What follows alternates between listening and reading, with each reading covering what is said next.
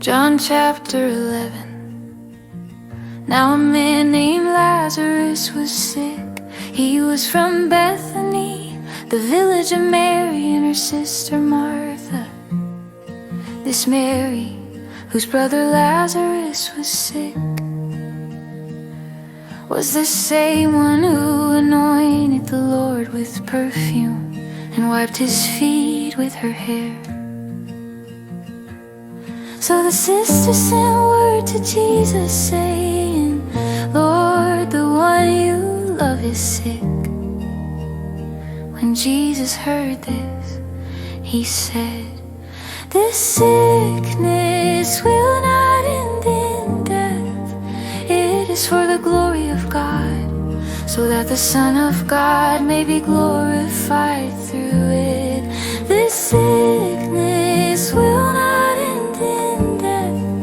It is for the glory of God, so that the Son of God may be glorified through it.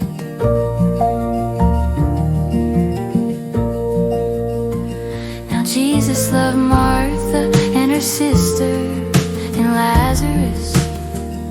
Yet when he heard that Lazarus was sick, he stayed where he was 2 days longer. Then he said to his disciples, let us go back to Judea.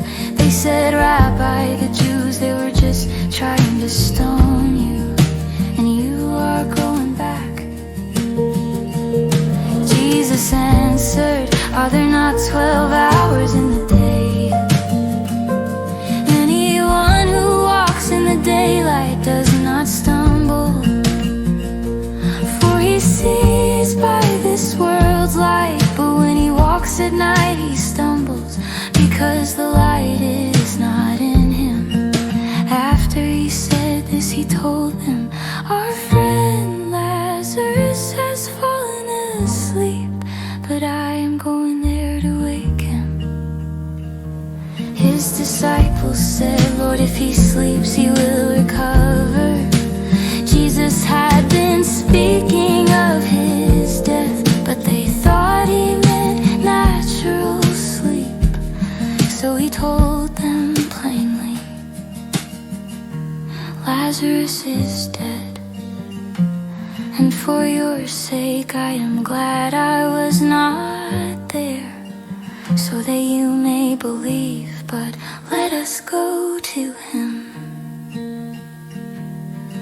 Then Thomas called the twin, said to the others, let us also go, that we may die with him.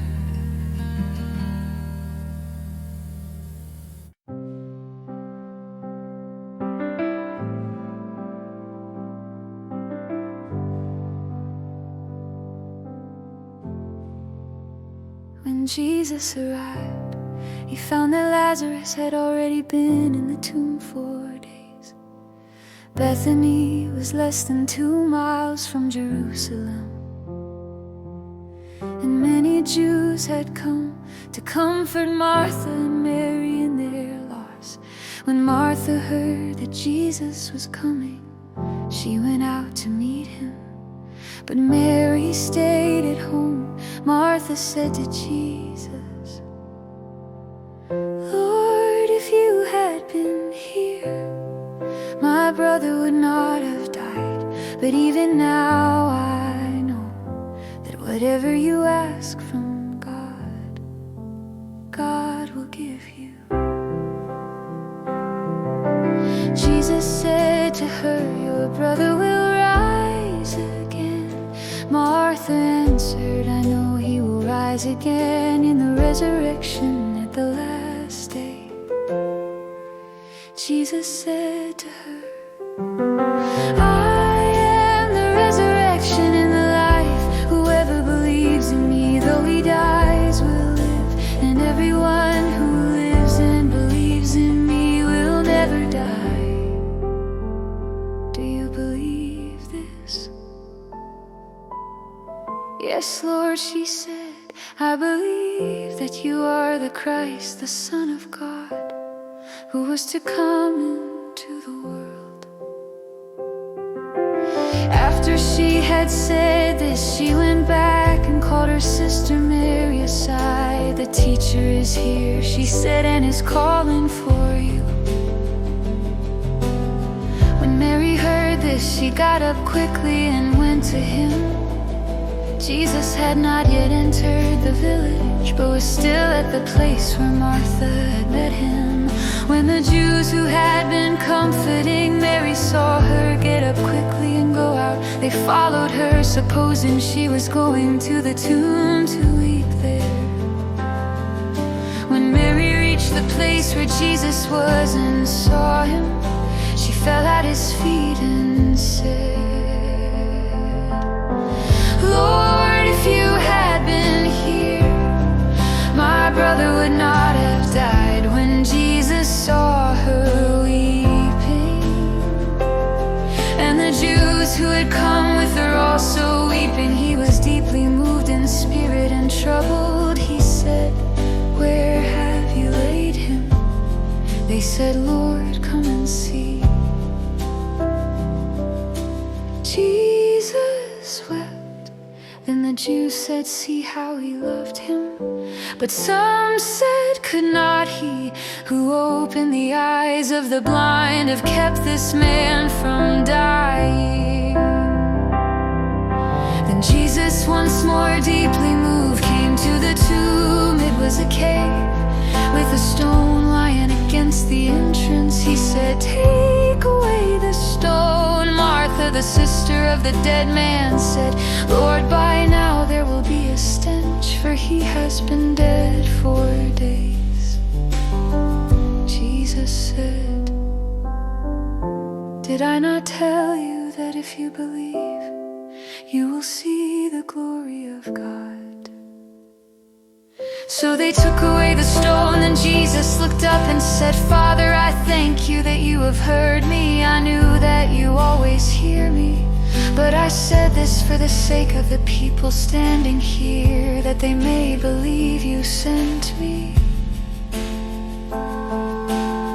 When he had said this, he cried out in a loud voice, "Lazarus, come out." The man who had been dead came out, his hands and feet bound with strips of linen, and his face wrapped in a cloth. Jesus said to them, "Unbind him and let him go." Many of the Jews who had come to visit Mary and had seen what Jesus did believed in him. But some of them went to the Pharisees and told them what Jesus had done. Then the chief priests and the Pharisees called a meeting of the council. "What are we accomplishing?" they asked. "This man performs many signs. If we let him go on like this, everyone will believe in him, and the Romans will come and take away our place in our nation." Then one of them, Caiaphas, who was high priest that year, said, "You know nothing at all.